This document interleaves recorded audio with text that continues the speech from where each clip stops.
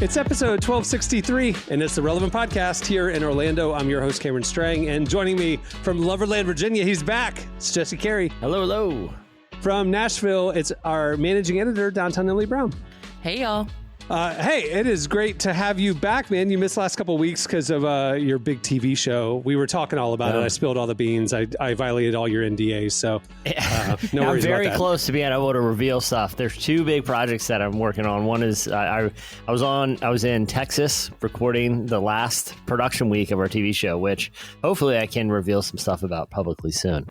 And then another documentary series that I'm working on that I should be able to talk about soon too. But I'm not a road guy, man. You know, You're a homebody. I'm a homebody. I mean, you Cameron, you know this about me. Like, it takes a lot to get me out, you know? And then, but when we do go out, we make memories because it's got to be worth it. But that's the problem. When I'm on the road, I live the road life. You know what I mean? You're a roadie, yeah. And like, so I'm a social person. Cameron knows this. He's visited me down here too. Like, I'm a very social person, you know, like I'm very fortunate to have a lot of people in my life that, in close proximity. But so when I'm on the road, like, I typically these days will stay at like Airbnbs with other people I'm traveling with, you know? And here's my problem.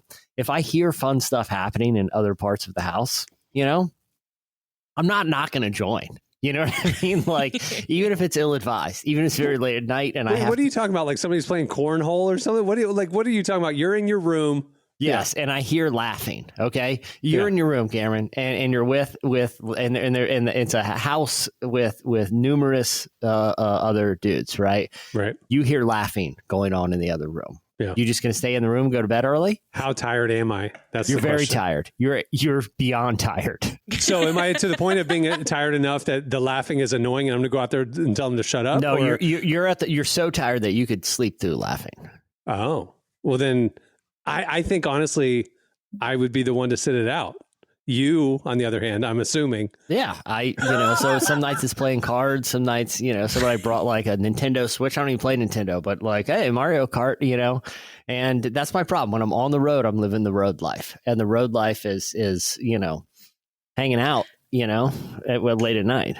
I feel like I have a similar but opposite problem. I am normally the last one awake. Like, I will stay up I'll be the one that keeps us up till 3 a.m. Yeah. I have a lot of friends that are early morning people, so they have whole adventures in the mornings at like 7 a.m. going to coffee shops, getting things. And I can't function right now. I'm sleeping in. So tired. I'll skip morning like hangout time. I will be leading night hangout time. That's the problem. I've shifted as I've gotten older. We're just talking. We're going on 20 years of this thing. Some of these people that I'm on the road with, I don't even know if we're around during our first episode. We're barely alive during our first episode. I've aged into morning person, and now I'm just sleep deprived for 2 weeks. So I crushed one of those little Red Bull things before this. Oh, really? Recording. It's that recent. Like, you're still ragged from the road. Still super tired. Yeah. Well, have you ever taken a 5-hour energy drink? They scare me. I don't trust things in gas stations that are small liquid vials. I don't know. I've had great track record with Four Locos. Like those are, I get those at gas stations. Those are great. See, here's the thing. It's a good energy drink, everybody. If you haven't had a Four Loko, try it. It's a good. Yeah, make sure your grandma tries it. Yeah. Here's the thing about gas station energy drinks. I feel like most of them are only on the market for a short amount of time before they end up becoming illegal. Like they it's the same thing with having Four Loko. Like they skirt in. Yeah. It's kind of like, let's not ask questions. Let's just put this in the gas station. Yeah. And then, someone from the health department decides to like see what's actually in these things. Yeah. And we realize we got a problem on our hands. Dude, I was listening to NPR 2 days ago, and they were talking about Florida right now. They're having to do emergency legislation around a certain substance that's not THC, but it's derived a similar way from a plant. Yeah. And it's not THC, but it's something else that just is new. and they haven't regulated it. And because they haven't regulated it, it's all over gas stations in Florida, and people are getting high. They're selling it to kids. There's no regulation. And like now they're like having to scramble to figure out that the gas station's selling drugs to kids. Yeah. Well, because, this is a whole rabbit hole, but they'll change, they'll slightly sometimes alter. A lot of them come from China, and they'll slightly alter the chemistry just like by a molecule. So that's technically not. Sure.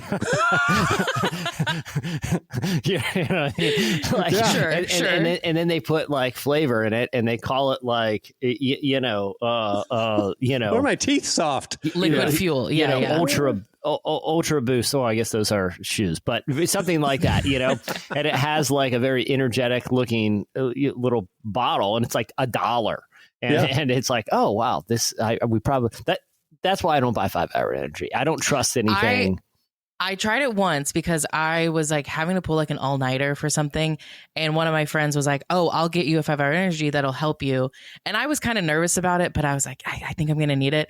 I took it. I've never taken it again. It really did scare me because I was very alert all night long, but I was aware, like I've never done drugs. I assume that's what it's like being on speed. Like it was a really scary experience. That's the thing. Like, I don't trust like brands I don't know in gas stations. Okay, because they're just fly by night. This started happening in gas stations. You're talking about local legislation having to pop in gas stations. They started in gas stations near in my area, slot machines that are showing up. Okay. Gambling is illegal in my state, right? Like you can't. This isn't like Las Vegas or Atlantic City or something where in Vegas, like they have slot machines in like the airport or whatever, the restaurant lobby. Or this is not one of those things. They just started putting them there, and like they didn't, and there was things on the news like we don't know how they're doing this or who put them here. But someone has gone around and put slot machines in, and like the police are like, is it our job to take them out? Like, can I just go in and take it? Like, we got to do something about this. But who, like, it's not like, oh, we're not going to approve the permit for a casino. It's like they just started showing up, and it was a lot of finger pointing for a couple of months of whose job is it to actually do something about this. In the meantime, they were operating. Like, it was crazy. I love entrepreneurial gas station owners. They're the best. Yeah. It's like, what would happen if we just spinning? Yeah. It's literally, what would happen if we just put a slot machine in here? And it turns out at least 6 months of before that's how long it took before like the city figured out whose job it was to actually address this. It takes a lot. Yeah. Everyone knew it was a problem, but they were like, well, legally, can I just go into that gas station and take that? I don't think so, and that's what happened. That's really funny. Hey, while you were on the road out late laughing with your friends this weekend, I went and saw Nate Bargatze's tour. Oh, great, wasn't it? Which you've seen it, right? Yeah, I have. Yeah. Okay, you texted me. His new material is super funny. You're gonna love it. I was surprised. You didn't like it? That. Here's my takeaway, and I'm not. And the listeners, I love Nate Bargatze. Yeah, we love Nate Bargatze. We saw him before he was famous. We've been championing him for a long time. So happy for success. Yeah. So I am not a person who's like rooting for the underdog, but once they reach the pinnacle, I want to knock them off their pedestal. Okay. I love that he's on the pinnacle. Yeah. Stay there. My concern watching his meteoric rise was the same dynamic that breakout bands have. They create this new sound. They have an incredible debut album. It's a big hit. They tour. And then all of a sudden, a year or two later, we got to put out another album, but they don't have the years of material built up for a great second album.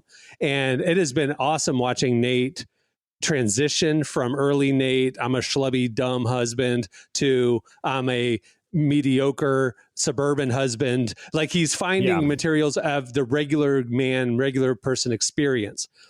I was concerned that when he got so famous that he wouldn't have the opportunity to go to the weird reptile store during the day while he's in a small town because he has a stand-up gig that night. Or hiking up or going on a hike to see the dead horse or whatever. He's too famous for those experiences, which became pillar material for him. This tour made my fears come true, in my opinion. His material was, I bought a vintage Bronco, with the rich people toy. But it's a stick shift, and valets don't know how to drive stick. It was. I didn't hear that one in that. I wonder if that was. It's his opening bit. Okay. Yeah. So I didn't have. And he's like impersonating the valet, fumbling around, and we got to get a guy from the kitchen who might look away. I don't know how to. And it's the whole thing about the valets, and then. He has a DoorDash bit because he's so famous he can't go out at night. He has to have stuff delivered. He has stories about hanging out with his parents and his sisters and his brother because those are the only normal people he interacts with anymore. Everybody else is on his payroll or wants to take a picture with them. He has no experiences of going to the reptile farm. He has no new material. It was very much, I'm watching my parents get old, in my opinion. And here's the thing that shocked me about the demographic. Now, he sold out 2 nights at the arena in downtown Orlando. That was 40,000 people. I was there on the first night. And Nate, we saw at South by Southwest. He was an up-and-coming comic. He was the first of, 6 opening acts? Yeah. Like, he was a nobody. He was a young guy, and he had young guy problems. And his new material as family stuff and it's whatever, I was shocked at the demographic that was there. Yeah. Now, people would say, well, Florida has old people. Orlando is the youngest city in Florida. Our average age is 31 years old. We have the largest university in the country here. You know what I'm saying? It's a young city. Mm-hmm. I'm telling you, I was by far among the youngest people there. I didn't see anybody younger than me. I saw people my age and older than me. And I was shocked. Like, Nate is not cool anymore. Well, it was when he did that New York Times podcast interview, the Sunday conversation. This probably 3 months ago. He literally made the joke. He goes, "I'm your grandmother's favorite comedian." Like the grandmas loved him. Yeah, loved him. And again, I love Nate. I crack up at Nate. I'm not a person who laughs at movies and TV shows. I do crack up at live comedy. I was doubled over. When we saw him at South by, I was banging the wall next to me. I was sitting on the last seat next to the wall. I was guffawing. I was laughing so hard at this dude. I smiled. I never audibly laughed the entire night. And then I took Cohen with me. And he was like, it was okay. Like, he never laughed either. And it was just like, but the old people love the old people jokes. Yeah. And it was just like, oh, man. Well, it's changing. Well, and I'm wondering too, because the same tour, but he didn't. I don't remember a Bronco bit. He certainly didn't open with it. Like, he had, like I said, he brought out Will Forte prior, and it was sort of not winging a little bit. He was almost doing like crowd work at that point. He was like pointing at people in the front row and kind of having. I think it was only the 3rd date on the tour at that stage. So maybe he was still kind of. Having a little fun with it. But no, I do agree with because a lot of the material is like based on other people who are normal people, like how much of a train wreck his sister is, or his kind of. He did close with the family group chat bit. Did he close with funny? That? Which was funny. That was the only thing, in my opinion, that was funny the whole night was his closing family group chat bit. But his personal anecdote is, I'm standing here with like Travis Kelce or something. You know what I mean? I was caddying for Jimmy Fallon. Yeah. And the modern comedy like arc I've seen too, with if you watch a lot of Netflix specials, it's comedian gets big, kind of doing the Nate Bargatze things. Like, this is funny things from my life. Gets successful, vices take hold, right? And they start getting edgier and darker. They bottom out, and their next special is about sobriety, or they're Tom Mulaney. Well, Louis C.K. I mean, Bill Burr. Like, rattle them off. Like, that is this arc that a lot of them go through. Is like, and then after they do that kind of like, this is who I.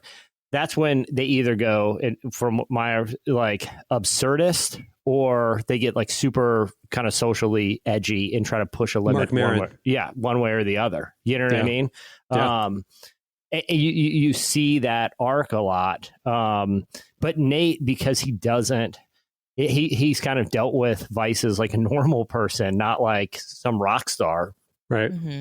He doesn't have that sort of, those emotionally dark places to mine for comedy. Right. He has to, continue his style, which is very observation based, but his observations are, to your point, very different now, Yeah. He doesn't have experiences that he can use as material. He just doesn't, other than the DoorDash embarrassment where he had 2 DoorDash drivers show up to the door at the same time, like at 10:30. And he's like, what do we, Yeah, it's like, okay, that was kind of relatable, I guess. But like, we also aren't all ordering 3 different DoorDash meals at 10:45 at night. So it's, No, I think that's fair. Go ahead, Emily. Sorry. I do think that he is aware of that, though, because like when he and I talked last year, he said he only has maybe like 1 more tour in him. So I think like he is still very funny. I'm excited to see him do more movies and TV shows and like writing for that. Because like I loved him on SNL, like working with those SNL guys. Like I think the skits, I think he's going to do really well in that. I think he's just trying to wrap up this stand-up chapter. And I think, but I feels like he's aware of, this is my last one, because I don't have material that will relate with audiences. You're nailing it. I mean, it felt like, in my opinion, this was me scraping the bottom of the barrel material wise. I'm going to go do a movie. I'm going to go do some TV stuff. Even when he told you that he has 1 more big tour in him and then he's done, I'm wondering if he's going to go away for 5 years, do other things, build up experiences and materials and anticipation. We need another Nate tour. He'll come back and do a big farewell tour. If he just goes right into another tour after this, the only comedian, I'm sure there's other examples, but like the one that has done it best of where was the comedy was everyman observations, and then gets, unfathomably successful, and then makes that the constant joke of how out of place that person feels successful, is Larry David, right? Like he's the one who made his success part of the joke.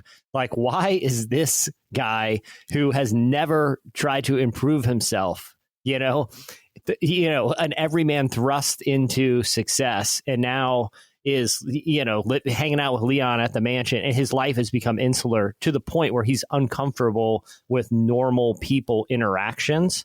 You know what I mean? That becomes the joke of like, I don't know, I can barely function in this world of fame.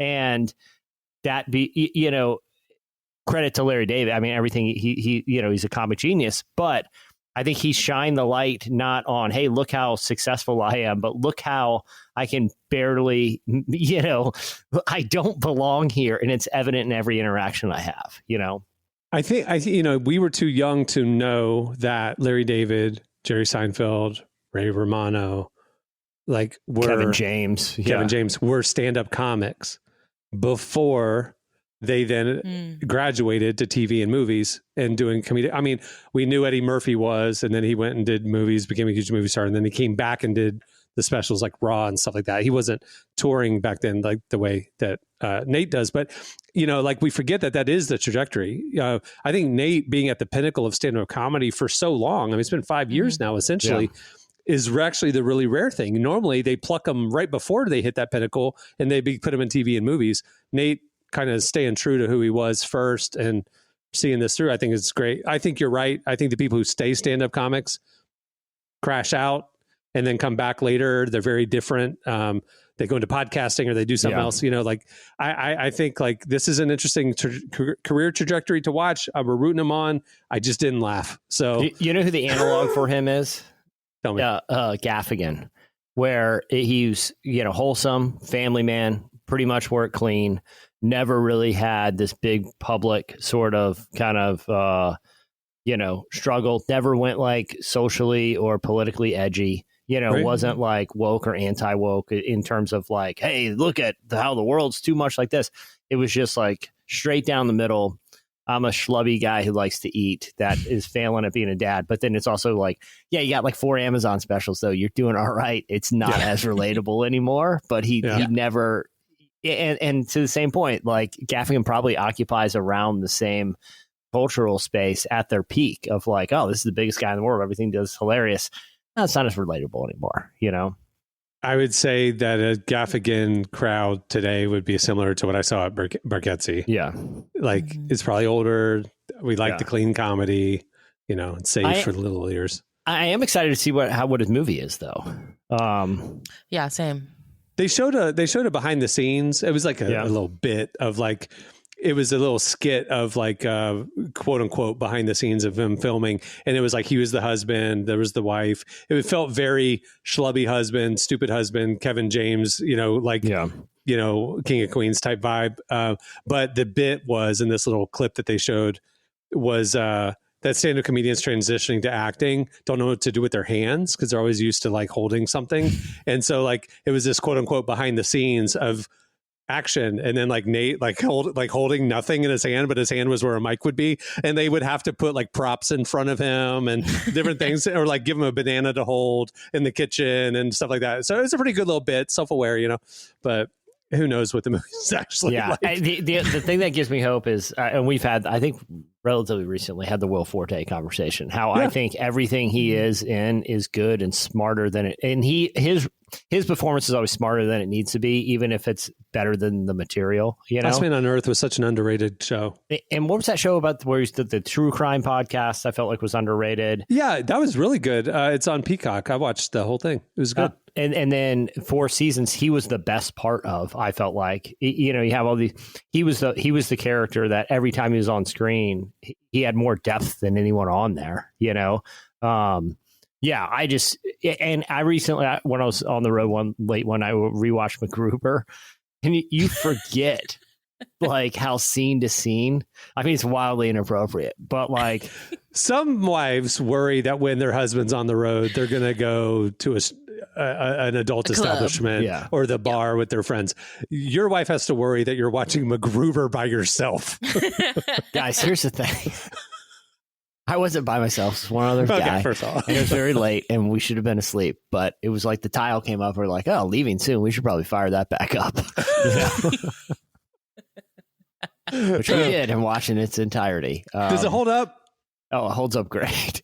You know, I would say the first 20 minutes, there could have been more jokes. You know, but there's a bit in MacGruber that I forgot about. Like, he drives that Mazda Miata, you know, and it has like a stereo, because it's convertible. It has like a stereo that comes out of the car that you can take. You remember like when cars would have like the detachable. Yeah. Every scene starts with him pulling up to wherever it is, you know, the nightclub in Vegas, or, you know, going to recruit the team or whatever. Every time he gets out, he takes the stereo out. And if you watch in scenes like slow-mo scenes, he's always carrying the car stereo. And it's never really like explained why he loves the stereo. There's one scene where he walks into a nightclub and you know, this like high-end party, and they're like, this is the only reference to it. You know, they're like, can I take your jacket, sir? Or your car stereo? He goes, nice try. And just keeps walking with it. There are little bits in that where I'm like, dude, it's just, you know, it didn't need to be in there, and it's never really addressed, but little stuff like that really made me laugh. Why did they stop doing that? I think cars started not making the traditional shaped stereos. They started doing more infotainment screens and stuff, maybe, but was that it? Like, when did that stop? Because I had one in the 90s, aftermarket. I installed it, had the little pop-off faceplate. I never had one of those. Yeah, I think once people just start plugging their phones in, you know, it's like there's a new, I don't know if you guys check out Slate Automotive. I think it's an incredible idea for to strip down cars. Where the chassis is the same and just kind of interchange parts. Like, it's almost like a Lego thing, you know. Yeah, but they don't have. It's just a plug for a phone. They're like, everyone just plugs their phone in anyway. There's optional Bluetooth speakers, but it's like, look, pretty much everyone does the same. Why can't we just acknowledge no one wants one of these infotainment scenes, and they're just using their phone? And so they just put a little phone port right there, which I thought was a great idea. Yeah. When are those supposed to come out? Because I definitely would have my eye. I've already built a couple on. Yeah. You can build custom ones on the website. I've been to the website a bunch of times too. I never went through the building process. So. Yeah. But that 20,000 truck, when you were done building it, how much was it? I didn't even look at the price, to be honest. Yeah, I just did it for the fun. By the time you make it cool, it's like, oh, this is a normal price now. But they did. I'm not. I could talk about it all day because I think it's a brilliant idea. But like, you know, they don't even do paint jobs. Everything's a custom wrap. Like, so the ways to keep costs down are really, really smart in that car. I really do think they could be a game changer I don't think they'll be the last company to do that model, Well, especially with the prices getting so high, so. Yeah. I just paid off my car this month after 6 long years. Ooh, very excited about that. So I will not be purchasing a car anytime soon. Absolutely not. Do not put that on me. They really ruin my day when I see them on the roads. Emily, as somebody who my entire adult life had car payments, because I would do leases because I like getting a new car every 3 years. I would say I paid off my car 5 years ago and detail it, keep it nice, upgrade little things that break, keep it. But the idea of having no car payment is so freeing. I never want to go back to having a car payment. So I've had it long enough that I'm making car payments to myself to save up for my next car payment or next car to pay cash for it. Yeah. So I have completely changed my mindset. You will not want to go back to having a car payment. I mean, from the first payment, I already didn't want to do it. So after 6 years, I am very excited to not do it anymore. As somebody who likes new gadgets, I am surprised at how much I want to protect my no car payment lifestyle. You know what I mean? Versus in the years past, it's like instant gratification. This awesome new car came out, go get it. So. I have friends that are like that. Like they will get a new car every a year or so, and I'm stressed for them because I'm like, you're just paying so much. Like, just buy a car, just do that. My dad owned he sold like used cars, and he would drive home different cars. I was always like, Dad, what's your favorite car you get to drive? His answer was always the same. The one that I sold today is my favorite. And to him, and so I've never been like a car, and this isn't altruistic reasons. It was just like, it was because that was the business he was in, like a car is a commodity, like it's a depreciating asset, and don't, think of it like that. Now, I've never really had I've never had like bad vehicles, but I had a truck that I drove for like 15 years until, did I tell you this? Did I tell you what the guy told me he was going to do with it? You told the story. He was in haul his trash with it. Yes. But either way, I sold it for almost as much as I bought. For 15 years. I sold it for almost as much as I bought it for. So this will be good to take my trash down to the road. Yeah. Either way.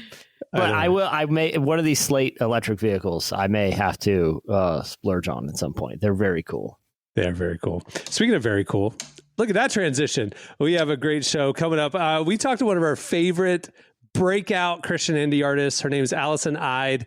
You know her. We've been posting about her and stuff. Huge viral song on TikTok and Instagram. She's coming up. We get to know her story. Also, we have One Has to Go at the end of the show. I'm excited for this one. There's got some funny ones. And stay tuned right now. Up next, it's Relevant Buzz. Today's podcast is brought to you in part by Mercy Ships. Globally, 5 billion people lack access to surgical care. In sub-Saharan Africa, there's only one surgeon for every 200,000 people. Mercy Ships provides free, life-transforming surgeries for people who have little to no access to medical care. They help the blind see, straighten twisted limbs, remove deadly tumors, treat cleft conditions, and so much more. With state-of-the-art hospital ships, they provide safe surgery to children and adults living with treatable conditions, and it's completely free of charge. They do all this work with an all-volunteer crew of professionals who donate their time and talents. Surgeons, stewards, nurses, engineers, and more make the world a better place. Your donation today provides free, safe surgeries to people in desperate need of help. All gifts are matched, so please donate today at mercyships.org/relevant. Today's podcast is brought to you in part by Tim Tebow's book, Look Again. Have you ever wondered what would change if you truly believed you were infinitely valuable to God? In his New York Times bestselling book, Look Again, Tim Tebow reveals the powerful truth that when we learn to see the image of God in every person, including those we struggle to love, everything changes. Tebow shares incredible stories from his work with people the world often overlooks, and it will challenge you to stand up to the lies, rediscover the worth that everyone has, and impact the world for good. Find Look Again by Tim Tebow, available now wherever books are sold. All right, it's time for Relevant Buzz. Tell us what's happening at the intersection of faith and culture this week, Emily. Okay, the first thing I want to talk about is a clip that went viral of Ego Nwodim. She's on SNL. I personally think she's one of the most underrated cast members. Okay, not a household name yet. So tell people, remind her what characters she's done. What's her breakout stuff? This year, she had the big skit Miss Eggy during Weekend Update when there was and Lisa from Temecula. I would say those are probably her two big ones. Yeah. But if you saw her face, you know exactly who she is. Yeah. She was on comedian Caleb Herron's So True podcast, and I've always felt a little bit of a kindred spirit with her, and I found out it's because she's my sister in Christ. She is actually very bold about her faith. Earlier this year, she was talking to Glamour about it and said that she has no shame in her faith, and that the best parts of her, she said, if you see anything in me, it's God, frankly. So she is like very open. But in this conversation with Caleb, he had talked with her about, she's talked before that she would consider herself Christian light, but she's trying not to say that anymore. And he asked what that meant to her and why she's not trying to do that. So we have the clip of her talking about it here. But you said to me the other day, we were chit-chatting at work about something. And you were like, oh, I'm trying to stop saying this, but I'm Christian light. I said it on a podcast once. I've said it in conversation with people, and I'm like, no problem. I feel like that is just a concise way to explain how I feel without us getting into it. And then I heard myself say it on a podcast, and I was like, well, now it sounds like you're denying your faith or your spirituality, and I don't want to do that. And for a while, I was like, should I even say I'm Christian? Which feels crazy, right? My faith is my faith. Jesus was cool. Yeah. Jesus was cool. And what if we reclaim the name? What if we take it back? What if whatever y'all are doing over there is not Christian, and you call yourself something else? Yeah. And I say, yeah, I'm Christian. So I've had this thing where I go, yeah, why am I giving up the title to these cuckoo people over here who are not loving and who are not doing good with it, who are not doing good with it, who are not reflection of what I think Jesus represents. And I go, oh, I should claim it, and you should call yourself something else. Yeah, that we posted that, and the comment section was quite entertaining. Of people getting all their clutching pearls about Jesus was cool. And then, it's like, all right, you might be the cuckoo person that she's talking about.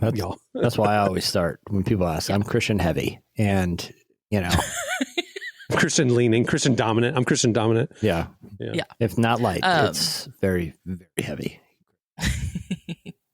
But yeah, like I saw this clip going around, and I didn't know she was a Christian, but I have to say I agree with what she says. Like, I think I know people who have tried to find different terms to explain their faith. And I like this idea of, no, I shouldn't have to call myself something else, so I'm not associated with cuckoo people. I am a Christian, and I'm going to say that boldly. I do. One thing that I really enjoyed about her clip was just how effortlessly she called because we are in this every day. We're in the online discourse of faith, the full spectrum from the liberals over here to the deeply conservative Christian nationalists over there. And somewhere in the middle, the silent majority where we are, we're trying to navigate this. I've never heard anybody just so effortlessly and clearly refer to the fringe as the cuckoo people. And it's like, yep. That's it. They're the cuckoo people. Yeah. We're just like, they don't represent what we're about. We love Jesus. We're not like them. And don't lump us into one group here. And the thing is, like, I think the kind of kookiness takes on different forms. Right. Different, you know what I mean? But there's, because she didn't say political. She didn't say this, that, whatever. Yeah. It's just the cuckoo people, know. Yeah. Them when you see them. Yeah. And I think it's probably not the only faith group that, probably has that issue of like, because it's one of those things too, where it's just like a comment section. Like, it's the most vocal and outrageous that usually get the most attention. Right. Mm-hmm. And so, like, that's why there's that association, even though it's probably, if you go into the average church, most of the attendees are probably not on the kookiness spectrum on the right side of it. It's just the other ones get all the headlines, Yeah. All right. Well, moving on. There was an interesting poll that also came out this week that a record high number of Americans now totally abstain from drinking. This new Gallup study found that 46% of U.S. adults say they do not drink alcohol at all, like not even a drink every now and then, like no drinks whatsoever. And this is the highest number recorded since this poll began in 1939. Wow. Did they give a reason? It seems there's a couple of different factors. Obviously, some is religious, but it seems to be the biggest factor in this shift is because of health concerns. For the first time, a majority of Americans believe that even moderate drinking is bad for you. Back in 2018, 28% felt that way. Today, 53% feel this way. So there's been a big jump. Well, I thought the narrative about moderate stuff back in the day was like a glass of red wine is good for your heart. And so now the whole narrative has changed that like any drinking is bad for you. Yeah. I think that's interesting. Even like a drink a week is not good for you. Yeah. Yeah. You can really see this shift around the pandemic. Like when you look at the plot lines on the graph, there was obviously a big spike during the pandemic when a lot of people were at bored home, and anxious, and feeling sad and lonely and started drinking. And then around 2022, you start seeing I a watched dip. way too much MacGruber those years. I call them the MacGruber years. Yeah. I you know what? I door dashed from two places. They showed up at the same time. It was very embarrassing. I wrote a whole comedy bit about it, but I was constantly afraid that MacGruber would be leaving Netflix soon and I wouldn't have a chance to watch it again for free. So I continued to watch it repeatedly. And turns out it's just now leaving 5 years later. And I now realize that watching it that much is bad for my health. So now I think any MacGruber is bad for your health. Okay, here's the other, and I'm curious too, is like, because I think a lot of this is led by younger generations. Like it's not so much that people are like aging out, like people who kind of raised in a culture where drinking is normalized and part of kind of, or is part of kind of social dynamics or whatever. Maybe there has been some habit change, but the real significant kind of push has been people under the age of like 30-ish, right? Is that? Yeah. Gen Z Correct. is drinking at, and you can give the stats, at a level that is historically low, especially compared to other generations at the same age. But and we've known that for a little while, probably about a year now. We've seen that study come and like told again. But this is now, it's everybody. This is an everybody stat. Like that's what's crazy. It's like sobriety is at its highest level since 1939. That's insane. I mean, like I didn't see that coming. I'm curious to see if the research has pinned, in addition to the increase in health concerns, if there's been any other factors that have led to the decline. I wonder if economic uncertainty and not the anxiety side of it, but the I don't have as much free money side of it factors in.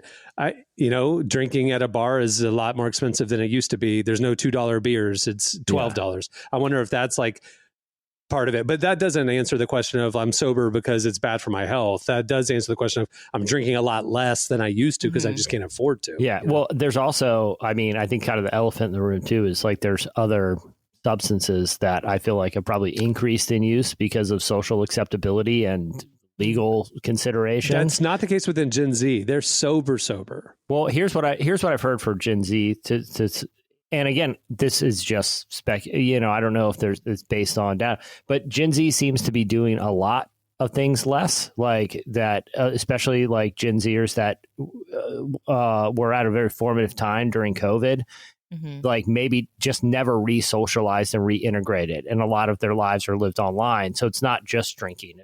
You hear the same thing. And again, I'm not making a value statement about it, but like you hear like, oh, Gen Z isn't as promiscuous. They're not, there's a lot, there's a lot of things that their lifestyle is different because their formative years were kind of in lockdown. And so these activities that a lot of people engage with, kind of socially during that time that kind of became integrated to life, they're just not involved. They're just doing a lot of things less. This just happens to be one that has a measurable economic indicator attached to it, Well, here's the weird thing about the economic side. Emily and I were looking at this this chart. The liquor industry has not seen a decline in sales, in revenue. Why? They're selling fewer products, but they're charging a lot more. Yeah. So like the industry's making the same amount of money. So there's been no economic issue, but it's just interesting. Things are changing. But even like look at I know a lot of people, a handful of people in GZ that driver's license. It's like no big deal if you don't have one. Like there's different factors. Like I said, kind of doing less in.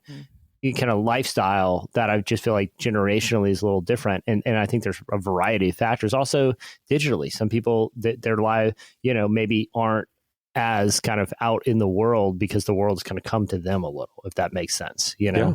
DoorDash brings it to you. Yeah. I think what's interesting about Gen Z, and I think we've talked about this on the podcast, I know we've talked about it on our site, but there are kind of two Gen Zs that people have found in studies. The older ones who were maybe at the end of college or already out of college whenever COVID hit versus the ones who weren't and were still in school throughout COVID. Like they really do have different characteristics. And it's the younger ones, those are the ones that are a lot more sober and not going out as much. Like when we talk about these older Gen Z is like young millennial almost. There's this weird, they're pretty similar. There's some differences. Kind of murkiness from like 32 to 26. Yeah. It's like, yeah. So I think about that with Gen Z is I wonder if one day we'll just get to a point where it's like there's Gen Z A and then there's Gen Z B, and that's how we talk about them. Interesting. Yeah. But, okay, last thing I want to talk about is a clip of New York Jets quarterback Justin Fields that went viral last week. I forget, the Jets are your favorite, right, Jesse? Yes. Do you want to admit that publicly, or is that like no? It's just they're the worst team to be a fan of because you enter in every season with the same. Like, I could go on, but they've not done well. I'll just say that. Well, I think this is going to be their season, okay? Because no, it's not. No, it's not. I think Jesus is with them this season, so maybe they'll get a little Jesus bump. With 1 out of 53 people. But he's the quarterback, and my sports knowledge tells me that that's a really important role to have Jesus on. You got to have somebody to throw the ball to, and somebody to protect the guy throwing the ball. And listen, if my knowledge of NFL quarterbacks and performance, there isn't, maybe Jesus is more concerned with traits like humility, and that's why they don't win a lot. Like Tim Tebow. Yeah, exactly. How many rings does he? I mean, just for context, before you do this, Tom Brady, who to my knowledge is not a person of faith, not at all. This is what he had his statue unveiled at Gillette Stadium last week, and that's where the Patriots play. And he said, "This is what he said." He said, "This statue is not just for you, Patriots fans. It's also for Jets fans, to give them something to throw their beers at when they leave this stadium, most likely in the second quarter, because we're getting blown out." He's the most winning quarterback of all time, and that's the kind of bravado he brings. I'm just saying, Emily, I don't know the correlation there exists between favor on the field. But anyway, let's play what Justin Fields says. The only approval that I need is from my teammates, my coaches, and God ultimately. So yeah, I mean, me really getting closer to God, like I said, my relationship, me reading the Bible every day. And if I'm being real, there's some great lines, some great wisdom that I didn't even know of. So I'm low-key addicted to like getting in my Bible each and every day, just because I learn something new every day and I'm able to apply it in my everyday life. But I mean, I was sleeping on reading the Bible earlier in my life, and I wish I would have started earlier. So I encourage y'all to, go read a little bit, start in Proverbs and move on from there. He's addicted to his Bible. I mean, he deserves a ring. I'm rooting for Justin Fields on the field. I'm rooting for him in his spiritual life. I am just not optimistic about the Jets. We posted this clip on Instagram, and one of the first comments I saw was, he needs to be spending less time reading his Bible and a little bit more time reading his playbook. And I was like, oh, snap. Hey, look, he was not in a great situation in Chicago. I wish nothing but the best for him, and I'm going to be rooting for him, Yeah, I'm happy for him. Just not. It's not about him. It's about the institution of the New York Jets. Are you a lifelong Jets fan? Because you could switch teams if you really hate them. Oh, yeah, he chose them in college. Yeah, but back then we had like Chad Pennington. Again, I don't know his faith, but he's pretty good. Did you grow up a Redskins fan because you grew up in the DMV? No. It's kind of weird. We have like about Baltimore fans too. We kind of live in this awkward in between. My dad was a Pittsburgh fan, just because they were like, he likes the legacy teams from when he was young. Mm-hmm. He loves the Celtics and the Steelers. But no, I didn't. I didn't really have like a favorite team, so that's why it was easy to adopt. I liked Michael Vick. I followed him. I liked the Falcons, which, by the way, he is now the coach of Norfolk State University, right down the street from me, and I will be attending several games this year. To just see him stand on the sidelines? I mean, ESPN did a big thing. He's another guy I'm rooting for, okay? He turned his life around. He's a person of faith, everyone knows he have like a big scandal? Yeah, the dog fights. Yeah, he went to prison for about 2 years in his prime, you know. But what a redemption tale. That's the moral of the story here. He's like the comedians. He was at the pinnacle, crashed out, and guess what? Came to God. That Netflix special is probably more interesting than the one where the guy's just been doing great. Okay. So no, he's following, you know, a lot of these guys like they're like Deion Sanders and Deshaun Jackson are both going. They started at HBCUs, Norfolk State's a historically black college, revamp the program, kind of get it back, you know, in good standing, and then see if they can get to a D1 program. So he's going to try to follow Deion Sanders' model. And, you know, Norfolk State has had a kind of not a great, you know, last decade, really. And he's going to try to bring some life to the program. I will say this. I played golf one day at a public course with my son, Noah. The two guys we got paired up with were Norfolk. It was the long snapper and punter from Norfolk State. And made me a fan. You know, good guys. They were nice to us on the course. Are they addicted to their Bibles? I don't, you know, really didn't come up, you know, this was. It should have. That's the Great Commission. You're supposed to share your faith. You're trapped with these guys for 4 hours. You can evangelize them nonstop. There's no rules. That is a televangelist's dream. You wasted it. I don't think you guys play a lot of golf. Nope. Never once. You know, you kind of feel out how much chit chat we're going to do here, especially when you have a kid with you on, you know.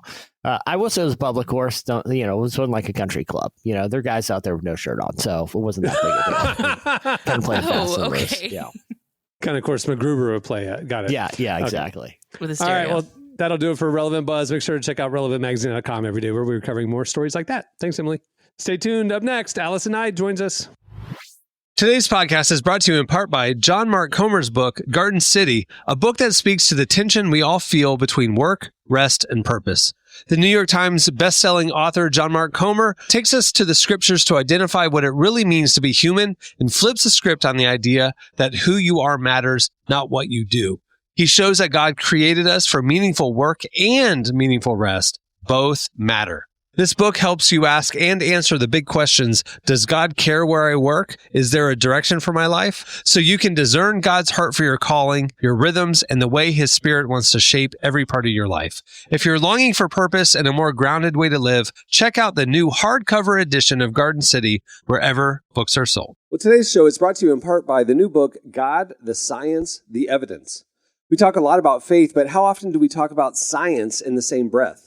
You might be surprised to discover just how deeply the two actually agree.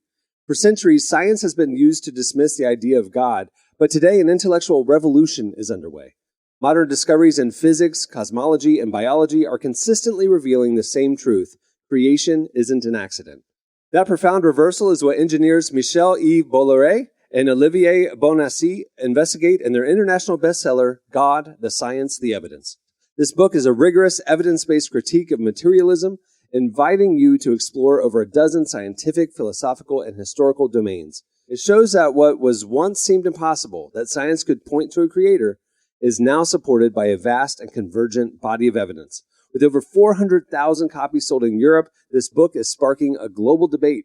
It's thoughtful, fascinating, and a powerful reminder that reason itself affirms the existence of God. Learn more and find out where you can purchase your copy today by visiting godthesciencetheevidence.com. Today's podcast is brought to you in part by Erwin McManus's book, The Barbarian Way. Some books don't just inspire you, they confront you. The Barbarian Way, now celebrating its 20th anniversary, is one of those books. If you felt the pull of God towards something deeper and wilder than the safe, predictable version of faith that we settle for, McManus reminds us that following Jesus was never meant to be tame. It's meant to awaken courage, passion, and purpose God placed inside us. He draws from the wild stories of Abel, Noah, Moses, Rahab, and others to remind us that following God wasn't meant to be tame. Safe faith isn't working. Step into the story God is writing for you. Choose passion, choose boldness, choose the Barbarian Way. Available now wherever books are sold. Our guest today is Allison Eide, a Christian indie artist that is exploding right now. She's based in Minnesota, where she grew up touring as a kid with her father, Christian singer Peter Eide, and exploring her musical side in high school. In college, she spent her time as a basketball player at the University of Northwestern before trading the court for the stage And now she's making some of the most honest, real music out there. We talked with her, Allison, about her journey, why she can't help but keep it authentic, and what's next as her career takes off. Here's our conversation with Allison Eide. What if no one loves you? I don't know. Or what if they hate you? I don't know. Or what if you die alone? Well, I do know the one who knows it all. What if you're too much? I don't know. Or what if you're not enough? I don't know. Or what if you can't please anyone? And I will trust the one who knows it all. Well, Allison, I'm really excited to talk with you because you have got such a unique sound in the indie space, and I just can't get enough of it. I'm curious, where do you get inspiration for your music from? So many places, so many artists. I would say I have quite a few different artists that inspire different elements of the songs I make, whether it's the songwriting or the sound or production or just like attitude. Totally depends. But artists that really have inspired kind of what I've done is like the band Lawrence, if you know who they are. They're a brother-sister duo. Switchfoot John Foreman inspires a lot of my writing. Olivia Rodrigo does in some ways. A lot of people say I sound like her. I think it's because I talk or sound like a valley girl. Those are I'd say Lawrence and Switchfoot and John Foreman are the two that really have inspired the uniqueness, I'd say. So still learning and growing. I went to the gym and then therapy to push down the panic, and did it help? I don't know. Cause I wake up like I never slept at all. Now I'm at the function. Jerry keeps asking, what's your 5-year plan? Sorry, what? I don't know. But I know the one who knows it all. And he's walking beside me, taking all of the timing and perfecting every part of it. I'm in the mirror listen. Stop! Why you freaking out? Don't you know he only wins? Check the stats again, he won't let you down. There's no report to bed. Let's go back to the beginning first. Where did your musical journey start for you? I grew up in a music family, so my dad was actually a Christian singer-songwriter, worship artist. He was independent his whole career, but he was on the road touring, making lots of records. And when I was when I was 6 years old, my parents put my older brother in piano lessons, and I got super jealous that he could take lessons and I couldn't. So I'd crawl up on the piano and teach myself his songs. And eventually my parents were like, let's just throw her into lessons. And 2 piano lessons in, I fell in love with composing and making songs and creating. So that's where I was like, I want to do this. And I saw my dad performing a lot. And I felt the Lord, I think I was 7 or 8 when he was like, you're going to do this someday. This is what I'm calling you to. And so in middle school and high school, I got to join him on the road and join him on stage and start to experience the music industry and performing, which I loved performing. We made a couple records together. And I just loved it. It was music and sports. That was my world. So ended up, after I graduated high school, I paused the traveling and touring stuff to go to college and play college basketball, which was a dream of mine. Did that for 4 years, graduated, and then ended up releasing my first single, which went viral, and everything snowballed after that. So that's how we're here today. Cut me and break my bones, but you will never touch my soul. Go ahead, bury me down with the mustard seed.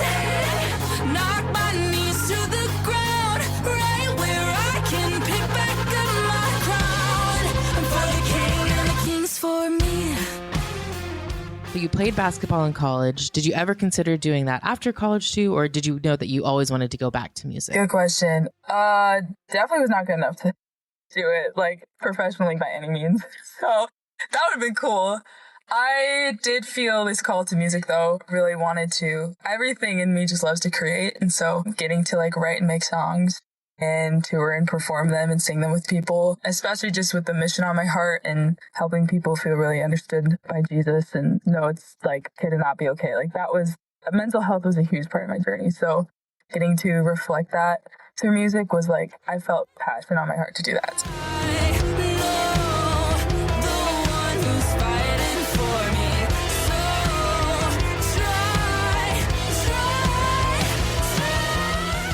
I'd really love to hear more about why mental health is something that you're so passionate about with your music. Is that something that you have dealt with personally, or do you just see a need for it in this generation? Since I was 10 years old, have struggled with mental illness in different ways. My family has too in a lot of ways, but I've struggled with an anxiety disorder called obsessive compulsive disorder. And it's like a form of anxiety that is kind of weird. And it just has to do with a lot of intrusive thoughts and creating rituals outside you to cope with them. When I was growing up, like when I was on stage performing, I felt safe. When I was on the basketball court, I felt safe. But like behind the scenes, I was really debilitated. And any advice people gave didn't really help necessarily because we didn't know what type of anxiety it was, but just struggled a lot with panic and really irrational thoughts. And I remember, interestingly, growing up in a Christian home, like I knew God loved me. I knew my parents loved me. Like there were thoughts where I'm like, I know these things in my head, but I don't know how to love me. And I hate being me. And my mind feels like my enemy.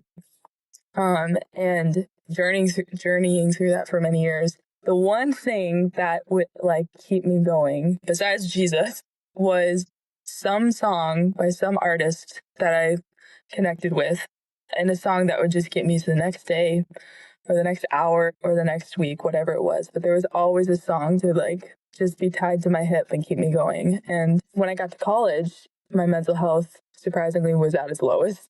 And I was really struggling, but that's where I started to realize like the way songs have like literally kept me alive. If I can write songs that would like go into some space where someone feels really isolated in what they're struggling with and like pull them into belonging, help them realize, wow, Jesus, like very close to them in their mess, and they don't feel alone anymore. Like if I can make a song that does that, I've done my job.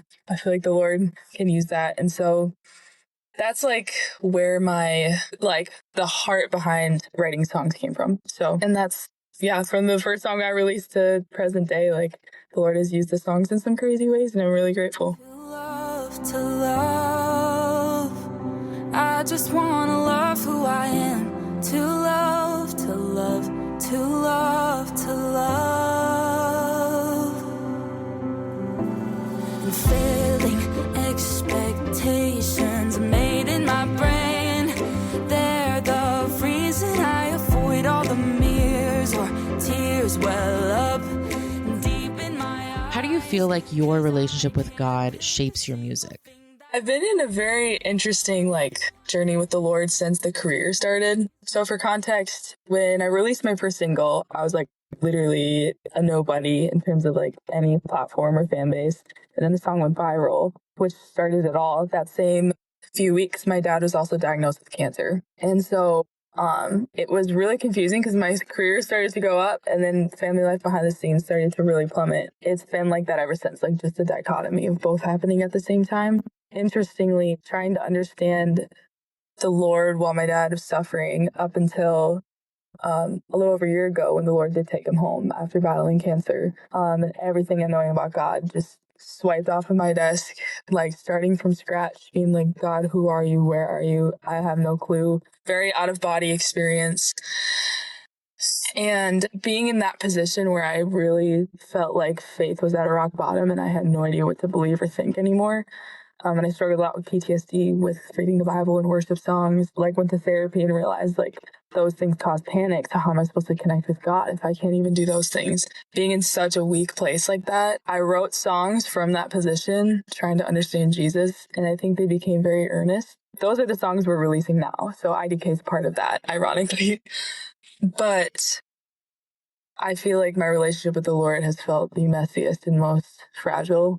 2 Corinthians talks about where Paul's like talking about the thorn in the flesh and he asks the Lord to take it away 3 times. And he literally says, the Lord says to Paul, my grace is sufficient for you. My power is made strong or made best through weakness. And Paul's like, I take joy in suffering and trials because when I'm weak, then I'm strong. And that verse has been a comfort for when I felt very inadequate as a Christian or as a Christian artist. I'm like, Lord, I have nothing to give. So I'm just going to write from this really low place and you do what you want.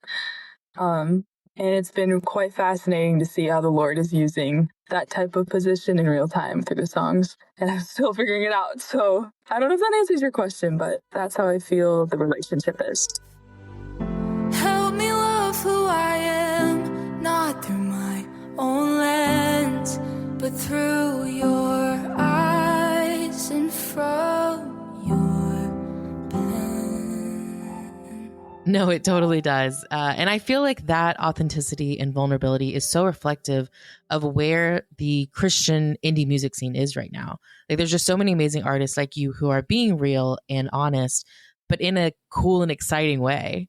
And I'm curious, how do you feel being a part of this wave of emerging artists? It is kind of an honor because everyone do be popping off. And I'm like, y'all, let's team up and do this. I think it's like this day and age in music is crazy because I feel like the powers that be have never had less power because of social media and virality. So like anyone can have a voice at any time and it can dominate the internet out of nowhere. So I think the industry is in chaos a little bit, but I also think that it allows the Lord to have the most control now over what songs get to reach what people. I think it's cool that people get to have an unfiltered voice. I think there's areas of the internet it's a lot and maybe too much.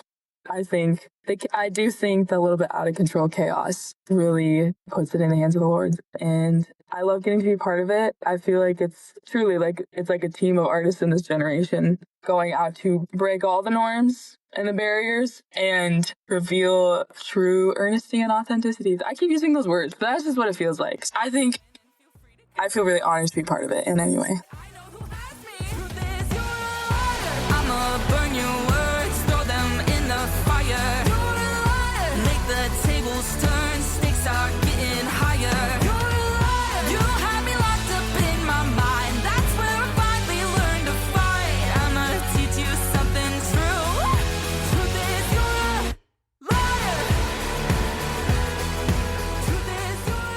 That was Allison Eide. Make sure to check out her latest single, I Don't Know, which is out now. All right, stay tuned. Up next, it's One Has to Go.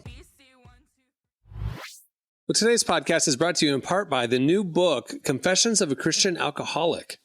Author Jonathan Seidel knows firsthand how even believers can get stuck in shame and destructive habits, especially when it comes to one of society's biggest obsessions, alcohol. In Confessions of a Christian Alcoholic, he details his spiral into disordered drinking and shares the 4-step process he eventually used to break free. There's hope for alcoholics who become Christians and for Christians who become alcoholics. Find Confessions of a Christian Alcoholic wherever books are sold. What if you could change a child's life with just $10? Right now, thousands of vulnerable children in East Africa are suffering from jiggers. It's a painful, preventable parasite that burrows into their feet. Soul Hope is the only organization treating it through foot washing, medical care, and durable closed-toed shoes that protect kids long after treatment. $10 may not seem like much in today's world, but when we come together, those small gifts add up to big change. Join the 10 for 10 campaign. $10 protects 10 small toes. Visit soulhope.org/10 to give now. One small gift makes a big difference. Again, that's Soulhope, SOLE, hope.org/TEN. All right, it's time for One Has to Go. I will tell you 4 things. You tell me one that has to go. Jesse, you're up first. Okay. Movies about guys. The nice guys, the other guys, Free Guy, or The Fall Guy. One has to go. I haven't seen it. I have no desire to see it, so I'm gonna go Free Guy. Free Guy's hilarious. I don't even like those types of movies, and it was great. It was super funny. Yeah, I'm just saying. Maybe it was better than I thought. I don't know if I would say it was. Okay, that's it. I went in with low expectations, thinking it was like a kid's movie about video games or whatever. It was smart. It was clever. It was a very entertaining movie. You would enjoy it, Jesse. Well, I'm just and again, I can't pin on what my aversion is. I'm just not a big Ryan Reynolds guy.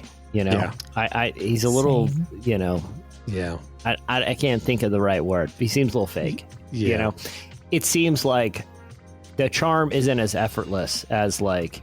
You know, like let's take Ryan Gosling, like legitimately like charming, and you're kind of rooting for. It doesn't. I don't know. I don't want to sit here and bash Ryan Reynolds for no reason. There's enough stories of behind the scenes interactions with Ryan Reynolds to make you realize kind of like what kind of real person he is. Yeah, he's no Justin Hurts. I'll tell you that much. Justin Fields or whatever his name is. Jalen Hurts, I think, is a person. Jalen Hurts too. He's no Jalen Hurts Fields. Anyway. All right, Emily. Rom-coms about you. The idea of you, anyone but you, I want you back, or your place or mine. One has to go. I know all of these rom-coms. Do y'all know any of these rom-coms? I know 0 of these rom-coms. I'd have to see the movie posters, but I have a feeling they're all slightly just variations of each other, of like two people. He's a little quirky on his face. You can tell, like, what a fun, kind of cool guy. And she's like very businessy, probably where like, Mrs. New York. Oh, how's this little odd couple going to come together? I can guarantee you that's a movie poster for each of those. All kind of conflated in my head. Could not be more wrong. These are all very different. I will say you guys should watch I Want You Back. That one has Jenny Slate and Charlie Day, which is a very funny one. I think I'm going to get rid of Your Place or Mine. That one starred Reese Witherspoon and Ashton Kutcher. And while they are great implies actors... premarital sex. That's terrible. We don't want that. Well, I think all these do. I was more going, those two people do not have chemistry with each other. And it was kind of a painful watch. So I do need my rom-coms to have some romance in them, personally. Jesse, people are going back to college right now. Favorite things about college: afternoon naps with no regrets, intramural sports, cheap late night food runs, or random weekday hangouts with friends. One has to go.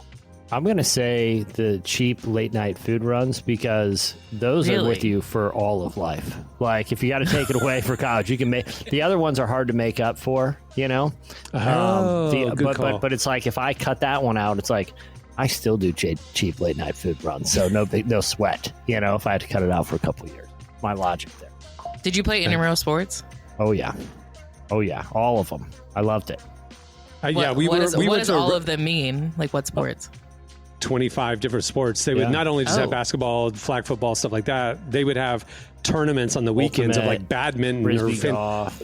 Frisbee golf, or I loved frisbee golf. Racquetball. I won the championship in the B League on racquetball. Yeah, badminton. I won a doubles championship. Yeah. And we're bragging about those? Were you A-League on basketball? Were you A-League or B+ league or B League or C League? I believe I was A-League, but I can't recall. I was B+ league. I couldn't make the A-League on Youngblood. Yeah, it was we had legit, like, they could play college sports, like 6'6" guys on my intramural teams for I will say I can't recall. Maybe it was B+. I don't know, but either way, I enjoyed it and we won. You seem like an A-League guy. Like, you'd be like the worst guy on the A-League team, but you're still good. That's pretty much, like what my role would be. We did go undefeated, though. Maybe it was B+. Maybe it was B+. I don't know. It's been a long time. But were you a key guy or a fringe guy? If you were a key guy, it was probably B+ league. If you were a fringe guy and there was 5 better guys than you were probably A-League. Yeah, I was definitely more French on Youngblood. You were A-League then, because you're good enough to be A-League. Yeah, but it's been a long time. But either way. Me and my friend won the racquetball tournament. We were the champions of that school-wide. Did y'all have any fun, like, team names? No. The way that ORU worked, it was a residential campus. We didn't have, like, frat houses and stuff. We had dorms. And so your floor on your dorm or your wing on your dorm would be kind of an intramural team. And so, they would name your wing or name your dorm floor. So there was a sense of camaraderie, and then you would have a sister wing in the female dorms, and you would sit together at chapel or sit together at cafeteria kind of thing. So it was a socializing thing, and then your intramural teams, girls teams and guys teams, would kind of like support each other and stuff like that. So it was a frat-esque dorm life. It was really cool. But the wing that Jesse was famously on is called Youngblood, and I was there my senior year on that floor. It was very serious about intramural sports type of a floor. You had like the nerd floors, the academic floors, the sports floors, that kind of thing. So every time I learn something new about Christian colleges, it just really blows my mind. Like, y'all just had such a different experience. It was a residential campus. It was you got 5,000 students just stuck here. You got to give them stuff to do. Wholesome. That's such a good word to describe me. Yes. It was great. A lot of lifelong memories. It was great. Okay, Emily, your college stuff. Here we go. Student discounts on everything. Unlimited cafeteria ice cream, free t-shirts from every event, or weekend road trips just because one has to go. I think I'm going to get rid of the free t-shirts just because some of them are really ugly. Like, I remember them and like having to wear them to like promote events, and it was like, I can't wait to donate this to the thrift store once I'm done with this event. You bothered to donate it? That was nice of you. At the women's shelter, it supported women who were escaping from domestic abuse. So that's where you're all making my them wear went. your used No, they don't have to wear it. Palooza event. They don't have to wear it. If someone bought that ugly shirt, then the money would go to them. I was a good Samaritan in college and post college. I'm still a good Samaritan. Keep going. Let's go to the next one. I ended the good streak when I graduated. Yeah, I wrote bad that afternoon. Yeah. Jesse, Tom Hanks, Tom Holland, Tom Cruise, Tom Hardy. One has to go. Nothing against the guy. Probably Tom Hardy. Little serious for me, you know. The other one is like if I'm going to watch a Tom Hardy movie, it's not like one. It's like, hey, it's going to be a light night. Let's just fire up the latest Tom Hardy. It's probably he's a very talented guy, you know. But it's a little serious for me. All the other ones kind of lighter fare. Even Tom Cruise, he acts serious, but it's hard to take the movie seriously, you know. Like you watch Mission Impossible, and it's like, I get he seems very, very intense here, but it's kind of funny, right? Like, and he doesn't know that that's how people are watching it. Exactly. He thinks everybody thinks it's as serious as he does. Same thing with like Top Gun Maverick, right? Like for him, it's a very serious film, right? But like you watch scenes, especially when he's interacting with other people, like I think this is how a person would act in a bar. Like, you know what I mean? Clearly he's never been in that situation, you know? And you're like, dude, you're making a fool out of yourself. You would be beat up and arrested if you behaved like this. Like, they're not going to playfully throw you out like DJ Jazzy Jeff and you come back and pay the bill the next night, you know? Like, you're acting inappropriate and weird here. And most of the interactions in the film are like that. That's why I love Tom Cruise movies, because at some point he detached from just reality and he's like doing an impersonation of how he thinks people act. I heard a great anecdote one time on a podcast. Who knows if it's true, but some comedian was at like a Super Bowl party in Hollywood with like some bigwig producer or whatever that invited him. And like Tom Cruise briefly showed up, and he was invited, and he was carrying a football that he had, evidently purchased that day. Like it was like, because he thinks, oh, I'm going to a Super Bowl party, I'll probably bring a football. That's what people do. That's why I love Tom Cruise movies, because you watch them, even his interactions with Jennifer Connelly. What are they laughing at? Like, I get it. They're trying to maintain the PG-13. I think it's admirable. You don't want to interject inappropriate stuff, but it's like, this is not how two adults interact here. This is very strange, Watch a Tom Cruise movie through that lens, and it heightens the enjoyability greatly. I will never be able to unhear the story that he was invited to a Super Bowl party once, and he went and bought a football and showed up and was carrying it to go to the party. He has no social skills. But that's what I'm saying. Watch him in the bar scene. I think that's how he thinks, oh, this is what it's like. You know what I mean? Like, it's not to be how normal. Flirt and it's like you're acting like creep. You're gonna get beat up, dude. Like it's how he thinks. Like if he was an alien dropped to Earth and was given like a month to figure out how to interact, but his only filter for doing that was like ingesting pop culture, right? That's how he behaves in his films. Not like a real human, but like a human someone who's trying to act human. Wow. That's my Tom Cruise take. Just ruined Tom Cruise for me. I used to be a big fan until this moment. Not true. All right, last one. Here we go, Emily. Yellow cartoons. SpongeBob, Homer Simpson, a Minion, or Pikachu. One has to go.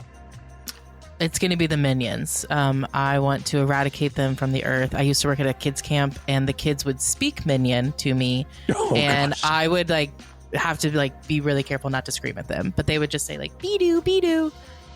I was still traumatized by it about 10 years later. So I'll kill the Minions.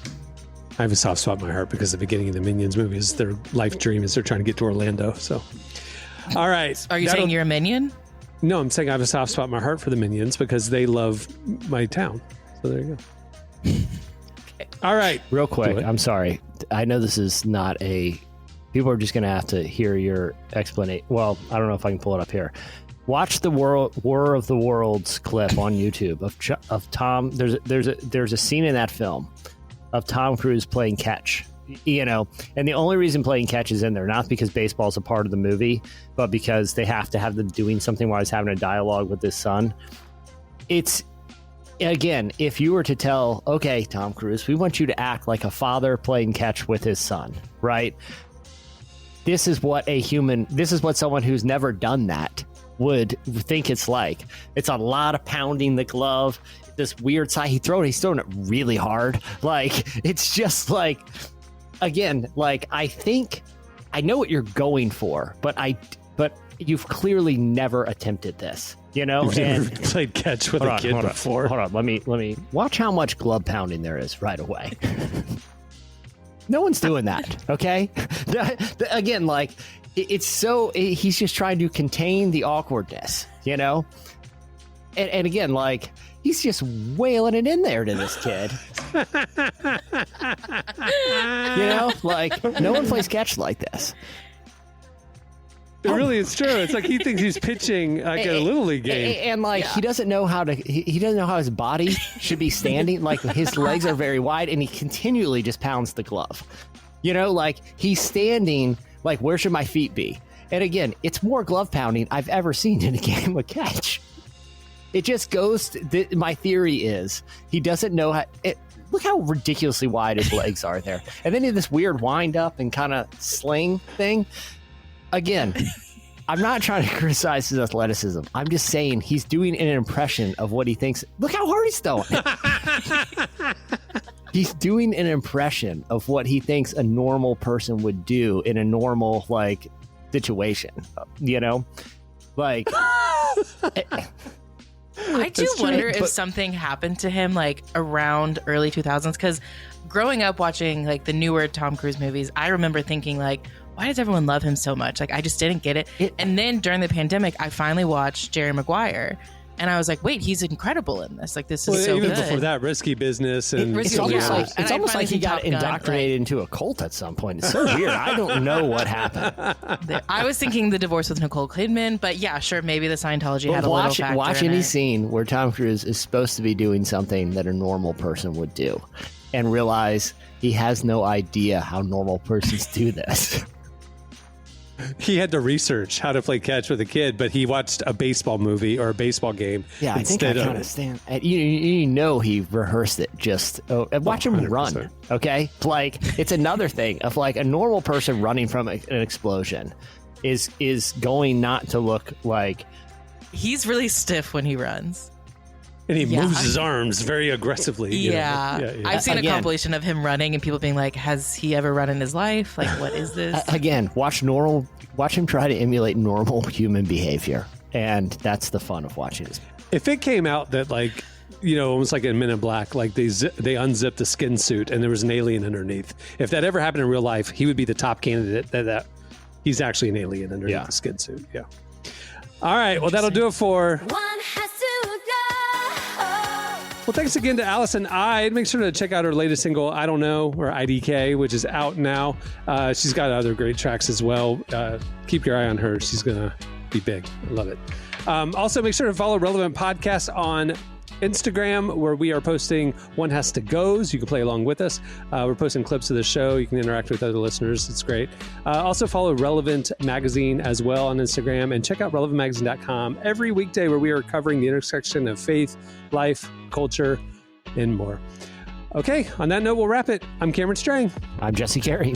I'm Emily Brown. We'll see you next Friday. Have a great week, everybody. Sorry, Tom Cruise. Thanks for listening to the Relevant Podcast. Make sure to check out our coverage at the intersection of faith, life, and culture every day at relevantmagazine.com.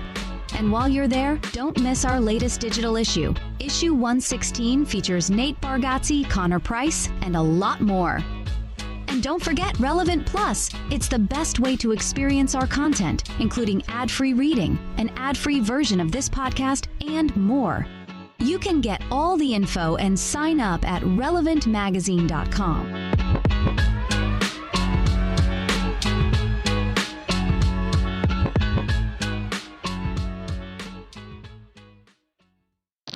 I'm rooting for Justin Fields on the field. I'm rooting for him in his spiritual life. Relevant Podcast Network.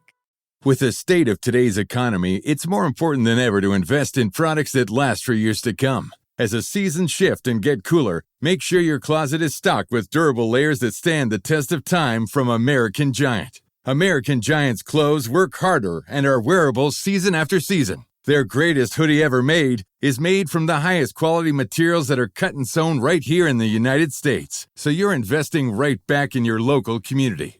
Choosing American Giant means taking a stand for American manufacturing and hardworking Americans, something other mega corporations don't care about. From fleece to knit, all in a range of colors for versatile daily wear, American Giant delivers everyday pieces designed for everyday life. Feel the difference of quality, made-to-last clothes from American Giant. Get 20% off your first order with code STAPLE20 at american-giant.com. That's 20% off your first order at american-giant.com with code STAPLE20.